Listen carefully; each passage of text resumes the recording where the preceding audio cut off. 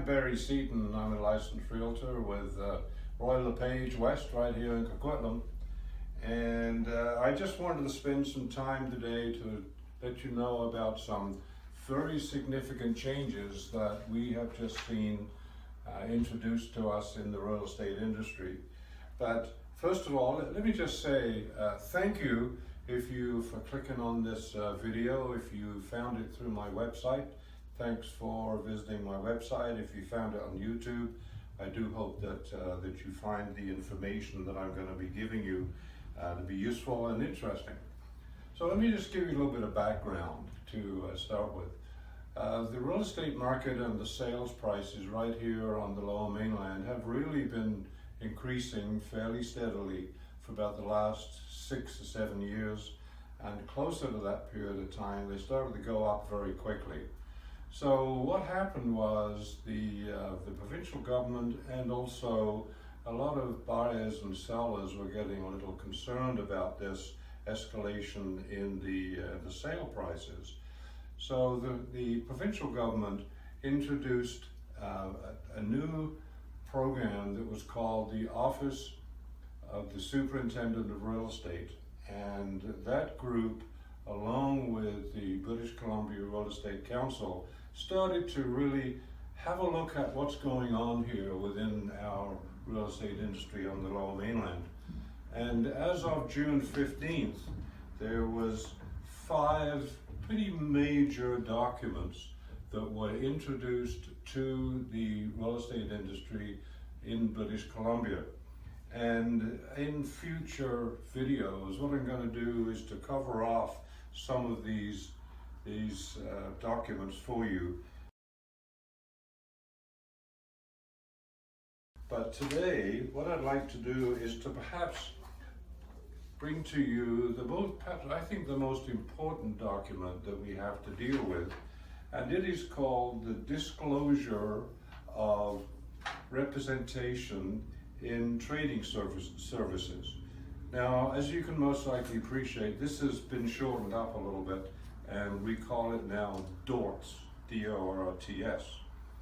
So what this document does is it says here, know your options as a real estate consumer, and all of the things that have been introduced since June 15th of this year specifically target who is working for whom.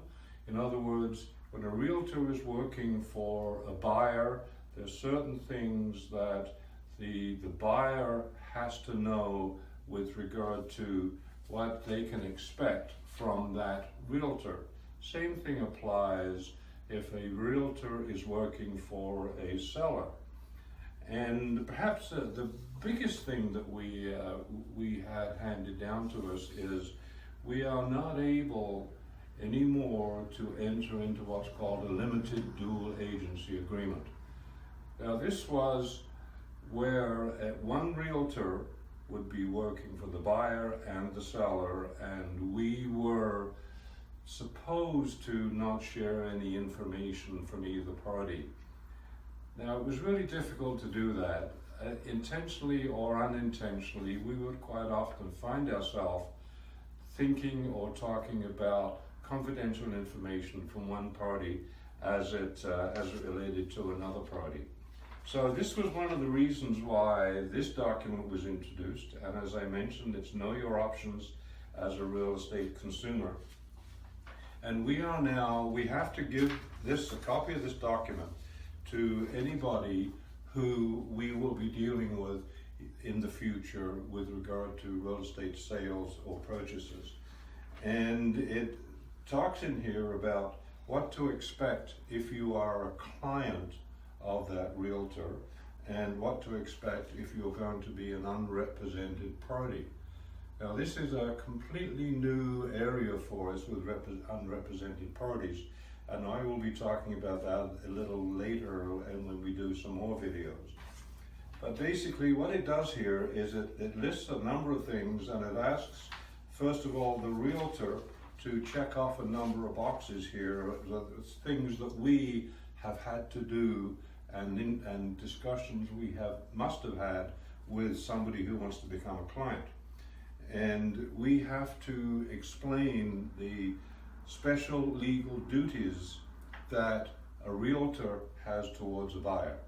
And basically that is, make sure you understand what agency is about, make sure you understand that any discussions we have with regard to buying or selling your property will be completely confidential, and that realtor owes you full loyalty, and the client will be asked to read this document and sign it.